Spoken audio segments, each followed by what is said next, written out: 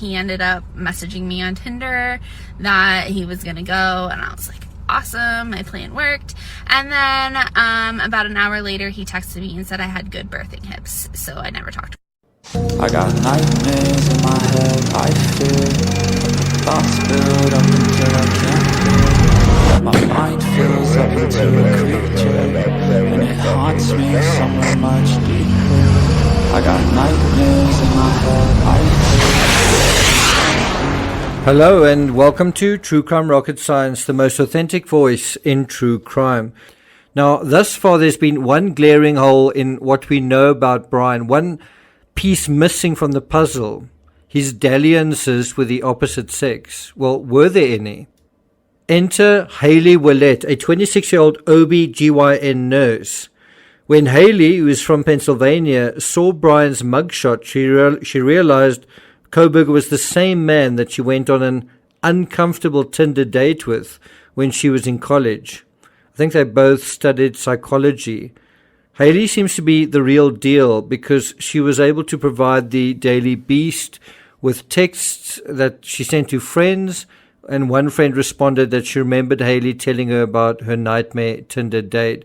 She's also appeared on News Nation, and so she does seem to be legit. And obviously how this story broke is she recognized Koberger's face. She then went on to TikTok and told her story, and that is how it sort of has come onto the radar.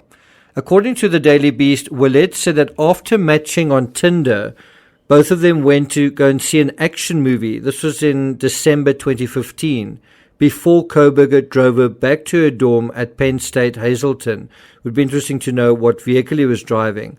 Once back on campus and briefly talking inside his car, she said Koberger started being really pushy about coming into her room to watch another movie.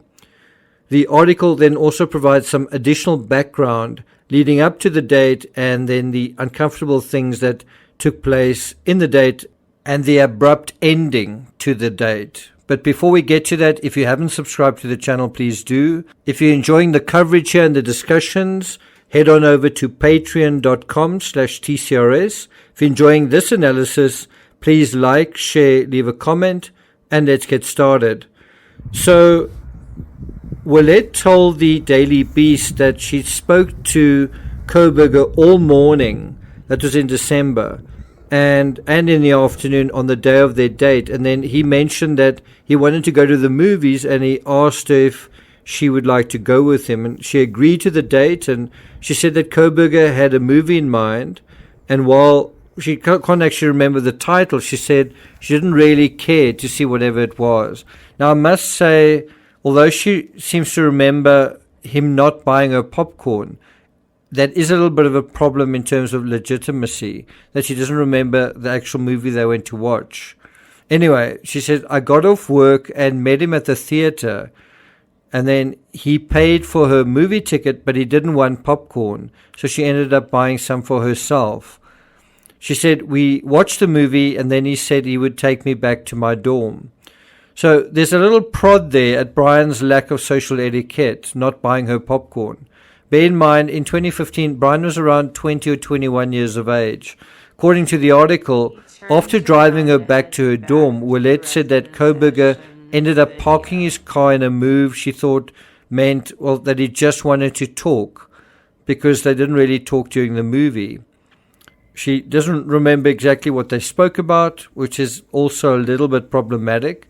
But she said that after chatting for a while, she told Koberger that she wanted to go back to the dorm room to check to see if her roommate needed her. Now, it's quite interesting that she remembers that aspect, but who knows, maybe he was kind of a boring dude to have a conversation with, and what he said wasn't particularly memorable. So anyway, she says that her roommate wasn't actually there and did not actually see Koberger, which is also a little bit problematic here. Anyway, back inside her dorm room, both of them apparently sat down to pick another movie to watch together. In her TikTok, she described Koberger trying to rub her shoulders and tickle her. Now, this is where I think it actually gains a little bit of legitimacy. Instead of describing him as a jerk and as this total kind of incel guy, she said that although it made her a little bit uncomfortable, she sort of went along with it in the beginning at least. So I don't know if there are any alarm bells here, if Haley allowed him in and they actually chose to watch a second movie, she sort of went along with picking one. It suggests that Haley saw something in him after all. I'd actually be interested to know what attracted her to him, at least in the beginning. Anyway, the article goes on to say, when she asked him why he was touching her, Wlette said in a video that he got super serious and denied he was doing that, which she described as gaslighting. Now, this part does sound familiar, doesn't it? When the manager at the brewery in Pennsylvania confronted Brian, this was also in December, about making creepy remarks to his staff, he also seemed shocked and he denied that as well. It seems like a default setting, doesn't it? The sort of two-face aspect. The nice normal guy and then the creepy jerk. According to the Daily Beast, Koberger then followed her to a communal dorm female bathroom and waited outside the door. Now, if there aren't any clear red flags, well, this one is pretty clear. And one is the feeling that Brian didn't want her to get away kind of thing. And so that is exactly what she says. She said, I thought that was the weirdest thing. So I was like, I need to get this guy to leave. But I didn't want to be mean, so I started to pretend to loudly throw up. She said, after a minute or two, he messaged me on Tinder saying he was going to go. So it seemed like she stayed in the bathroom and simply waited for him to lose interest and leave. But just think of that as an allegory for 1122 King Road. Think of the house as the bathroom and him waiting on the outside for her or for them, the kids inside. But also think overall how he experiences that whole evening. Anticipation leading to humiliation. Expectation leading to disappointment and ultimately emasculation. He deserves it, but the bottom line is that he comes away frustrated and likely angry. How often did he have these experiences with women? But it gets worse. She goes on to say, after an hour or so of him being gone, he messaged me and said I had good birthing hips, and I just never messaged back. So one wonders whether he thought that she was going to, invite him over again. Anyway, a comment like that makes you wonder what sort of content Brian was consuming, perhaps excessively, online. According to the Daily Beast, both of them didn't speak to one another again after Koberger had sent that, let's call it a questionable follow-up text about her hips.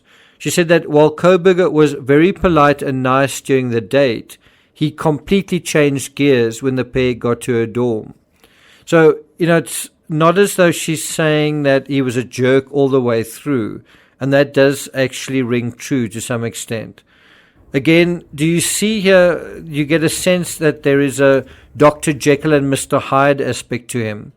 He is two people in a sense. As I say, the normal Mr. Nice Guy, a role that he seems to be quite familiar with, and then the weirdo, the creep, that we've heard quite a lot about from different sources, which seems to be possibly the real person. Isn't that the real Brian lurking under that mask? And if you think about a guy studying criminology who ultimately commits a crime, well, the guy studying criminology is Mr. Nice Guy. The weirdo, the creep, is the guy who actually commits the crime. Isn't that the real person? And so if you think about her words, she says, he just seemed very different and I felt a bit uncomfortable. Well, wasn't she actually seeing through the mask, and weren't her intuitions, her female intuitions, actually serving her well? What do you think? Thank you for listening, and I'll see you guys next time.